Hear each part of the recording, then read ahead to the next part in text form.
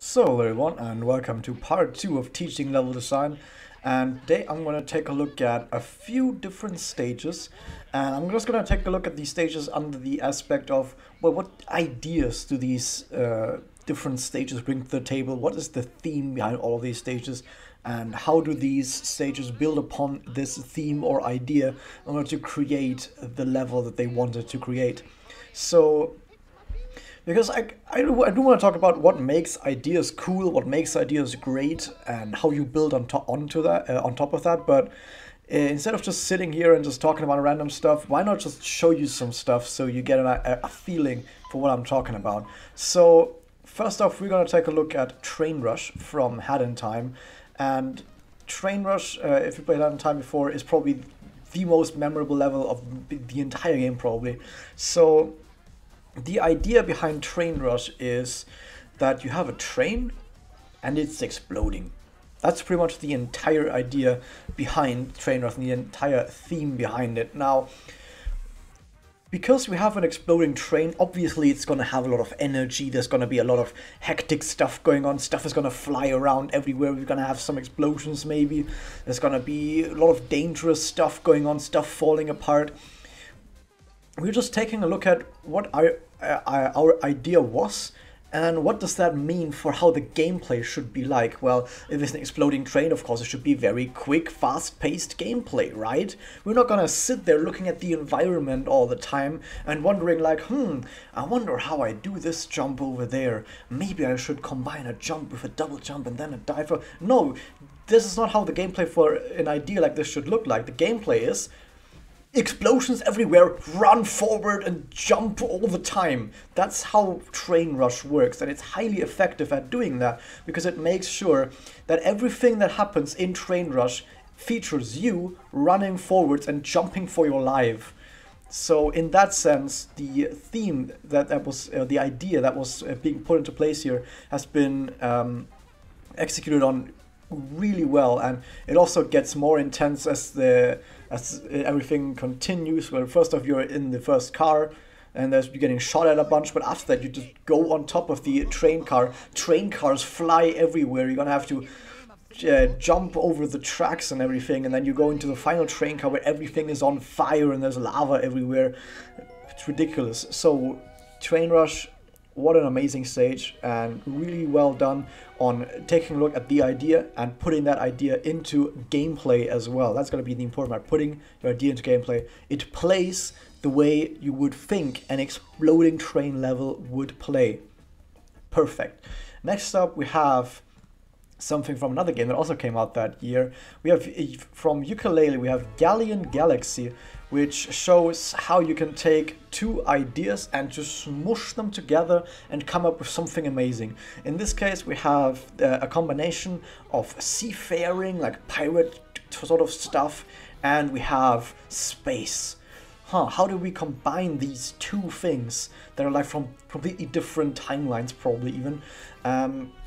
And what they did was basically they thought, okay, if you think about like seafaring and piratey stuff, what do we expect from there? Well, there's gonna be different islands, lots of water, I guess. There's a boat, you can turn into a boat and ship around and shoot some stuff. Sure, why not? That's what we expect from seafaring.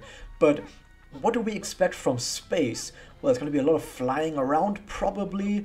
That stuff is going to look amazing. It's going to be like planets everywhere. And it's going to have comets, meteors, stars, stuff floating around. We're going to have this really weird color palette with like bright colors and like neon flashy stuff. Whoa, that's amazing. And so you smush together that idea of like, we're going to have all these different islands and like we're going to have a boat we can go around and shoot stuff, but everything is gonna look like it's in space.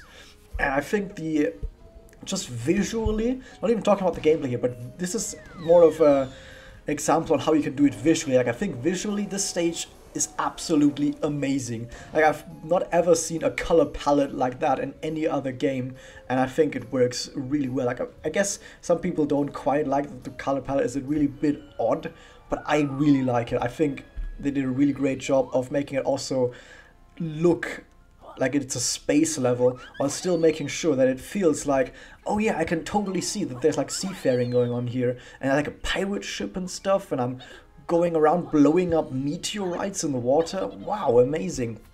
Really cool stuff there. Gameplay wise, well, how do you put seafaring and well, you can put seafaring into gameplay, but how do you put space into gameplay? They try to do some stuff with velocity terminal, where you slide down some really crazy tubes, and you have the space cog station, Gearcog station, something like that, where you like fly around as well a bit, sort of flying in general, which I guess kind of lends it to it. But I think gameplay wise, maybe this stage could have been improved a bit.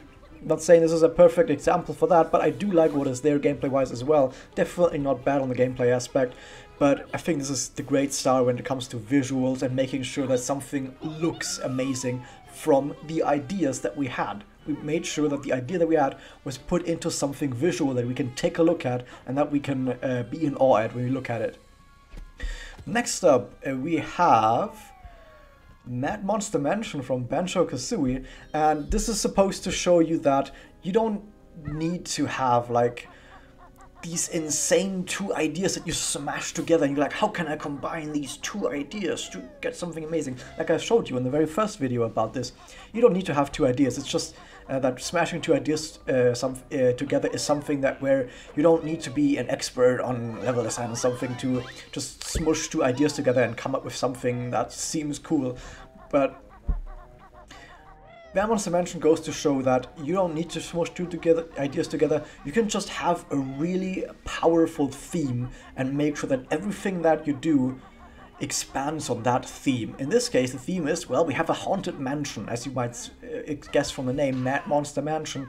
It's haunted, there's skeletons, there's ghosts, everything looks spooky, the environment hurts you and stuff like that. Like these, the bramble patches on the walls, they hurt you, like, oh my god. Everything is very evil and devilish in this, in here. And even though the theme Haunted Mansion, how often have you seen or heard of a theme called Haunted Mansion? Pretty much every single game has some sort of variation on that theme where here's some spooky stuff. Every game has some spooky stuff somewhere as like a theme, or at least most games do, but I think Mad Monster Mansion definitely takes the cake when it comes to spooky theme stage, because it manages to integrate absolutely everything that it does into that theme so well. Like you start in front of this giant mansion, okay? But you don't have to go in it. The mansion is only a part of the stage. You have this big place surrounding it. You have the maze that you have around it. You can go in and there's ghosts chasing you. Oh, a maze with ghosts chasing you. The ghosts, they go through the walls. You can kill them with gold feathers, by the way, which is something that not many people know. So they chase you through them. The camera makes sure that you don't get lost too much, because Banjo-Kazooie is a great game. The best game ever made, probably. And they also have the like side area when you go right at the start, where you have this like fountain and the well next to it, and you have skeletons running around, and you have these like weird whip crack enemies that try and hit you. You also have like skeletons and stuff right next to that, where you have the little shack with ice in there. Like everything that is in this stage contributes more and more and more to that theme that we have. And even though the theme is so basic and so simple, there's so much different stuff in this stage, so much cool stuff everywhere, that everything just fits together to create this really amazing experience. This is how this theme should have been done, and of course it's done perfectly because it's Banjo-Kazooie. Banjo-Kazooie is an amazing game. If you like 3D platforms and you haven't played Banjo-Kazooie, it's like, damn, don't play it, man. And of course the mansion itself is obviously also really well done, where you have like multiple different rooms and all the rooms have something unique about them. At least most of them do. For example, you have the room with the toilet in it, you have the main room where the giant ghost sleeps, where you have to make sure not to make too much noise and stuff. Oh, what a great stage. And even though it's such a simple theme, the execution of it and seeing how much you can expand on that theme, how many different ways you have on putting that theme into gameplay and like into content, is what makes Mad Monster Mansion such a great stage. Now, of course, everything needs a counter example. I only played the stage for like a minute, because I honestly couldn't bother to play more.